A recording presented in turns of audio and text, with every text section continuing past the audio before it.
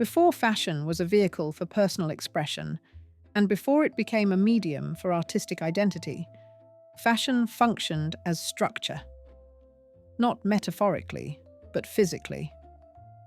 In the very first episode, we examined how fashion became a system of power, how courts disciplined appearance, how Paris translated power into taste, and how that taste became repeatable, teachable, and exportable. But that system did not stop at garments. It extended to the body itself. This episode is about the corset, not as caricature, not as shorthand for oppression, but as one of the most sophisticated structural garments ever produced. Corsets were not designed primarily to harm the body. They were designed to organize it. They shaped posture. They distributed weight. They established line. And for several centuries, they made fashionable dress possible at all. To understand fashion history without understanding corsetry is to miss the architecture beneath the surface. So let us begin with what a corset actually does. At its core, the corset is a structural undergarment designed to shape the torso into a socially legible form. Its purpose was not simply to reduce the waist. Its primary function was to control posture, stabilize the torso, and provide a consistent foundation upon which outer garments could be built. Corsets altered the relationship between shoulders, spine, ribs, waist, and hips. They encouraged an upright carriage. They limited collapse of the torso. They redistributed flesh upward and downward, rather than simply compressing it inward. Different periods produced different ideal shapes.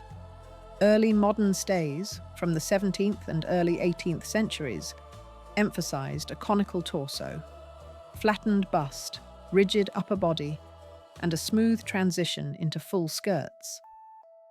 Later, corsets produced more cylindrical lines. Still later, in the late 19th and early 20th centuries, the so-called S-bend silhouette emerged, characterized by a forward-tilted bust and a pronounced curve at the hips.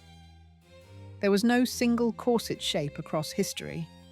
There was, however, a consistent goal: the production of a controlled, upright, socially correct bodyline. This was not described as unnatural at the time. Period sources overwhelmingly describe the corseted body as correct, improved, refined, or properly supported. The idea of the corset as inherently unnatural is largely a modern interpretation, shaped by later medical critique and cultural hindsight. Understanding this distinction matters. Corsets were engineered objects, and their construction reflects that. Early corsets were made from layers of linen, cotton, or silk, reinforced with channels of boning. The boning material varied by period and availability. In earlier centuries, baleen, commonly referred to as whalebone, was used because it was both strong and flexible. Later, especially in the 19th century, steel boning became common, allowing for more precise shaping and durability. The corset's rigidity did not come from fabric alone, but from the interaction between fabric, boning, and tension. Lacing at the back, and sometimes the front, allowed the garment to be adjusted gradually. Contrary to popular imagery, extreme tight lacing was not universal. Most corsets were laced to provide support and shape rather than severe compression. The degree of reduction varied by individual, fashion period, activity, and class. For many wearers, the corset functioned much like a structured bodice or orthopedic support. It stabilized the torso and distributed the weight of heavy skirts and layered garments across the body. This brings us to posture. Corsets played a central role in producing what period texts describe as correct carriage, proper, an upright spine, open shoulders, controlled movement. Posture was not merely aesthetic, it was moral. An upright body signaled discipline, restraint, and self-control. Slouching suggested disorder, laziness, or moral laxity. Corsetry helped train the body into socially acceptable comportment. This is why corsets appear so frequently in etiquette manuals and conduct literature. Fashion, here, is not decoration, it is instruction. Corsets also functioned as class markers. Not because all classes wore corsets identically, but because the degree, materials, and style of corsetry varied significantly. Elite corsets used finer fabrics, denser boning, and more precise tailoring. They enabled exaggerated silhouettes that would have been impractical for physical labor. Working women often wore simplified stays, lightly boned bodices, or no corsetry at all, depending on occupation. The fashionable silhouette signaled exemption from labor. It demonstrated that the body was not required for work, but for display. This is why silhouette matters historically. The shape of the body communicated social position before a word was spoken. Corsets were deeply entangled with contemporary theories of beauty. From the Enlightenment onward, writers debated the relationship between nature and artifice. Thinkers such as Jean-Jacques Rousseau criticized excessive artifice as corrupting, while others accepted bodily modification as a sign of cultivation rather than deception. Mary Wollstonecraft, writing later, critiqued not only garments, but the broader social system that trained women to prioritize appearance over education and autonomy. These critiques were not uniform. They did not produce immediate abandonment of corsetry. Instead, they formed a persistent undercurrent of debate that accompanied the garment for centuries. Despite criticism, corsets endured because they were structurally indispensable. Fashion silhouettes depended on them. Bodices were cut, assuming a corseted torso. Skirts were balanced against corseted waists.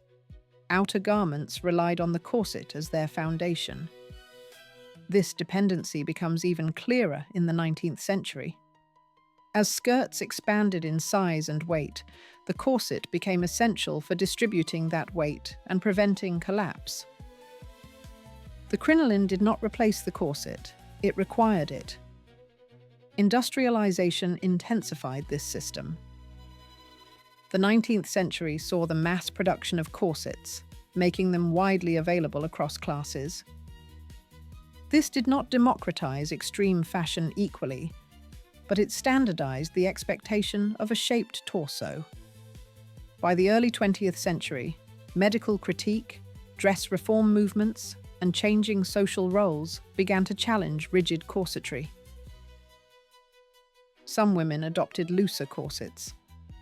Others abandoned them entirely. These changes were uneven and gradual. The corset did not disappear overnight. Even as styles shifted, structured undergarments remained common well into the 20th century. What changed was the ideal line.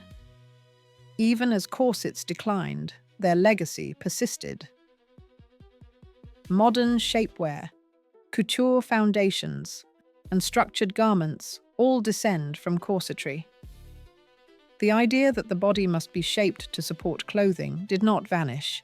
It adapted. Corsets were not an aberration in fashion history. They were a central technology. They organized posture. They stabilized silhouettes. They allowed fashion to function as a visible system. They were not simply worn, they were built.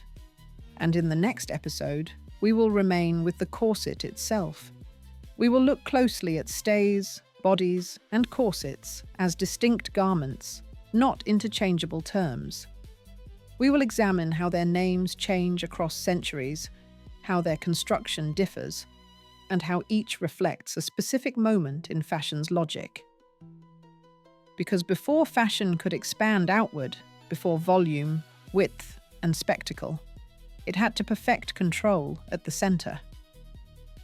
That work begins with understanding the corset in all its forms,